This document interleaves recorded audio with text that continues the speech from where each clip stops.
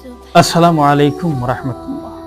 সম্মানিত ভিউয়ার্স এবং প্রিয় ভাই ও বোনেরা, পৃথিবীর যে প্রান্ত থেকে আমাকে দেখছেন এবং শুনছেন, আপনাদেরকে জানাই আন্তরিক মোবারকবাদ।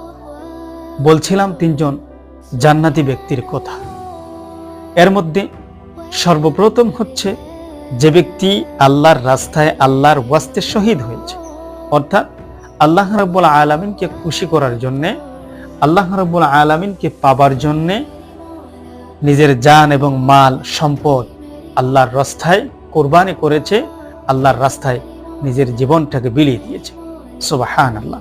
2 নম্বর ব্যক্তি হলো ওই ব্যক্তি যে ব্যক্তি কৃতদাস থাকা সত্ত্বেও আল্লাহ রাব্বুল আলামিনের গোলামি থেকে সে নিজেকে বঞ্চিত রাখে নাই, নিজেকে দূরে রাখে নাই। সর্বাবস্থায় গোলাম থাকা সত্ত্বেও আল্লাহ রাব্বুল আলামিনের গোলামিতে, আল্লাহ রাব্বুল আলামিনের ইবাদত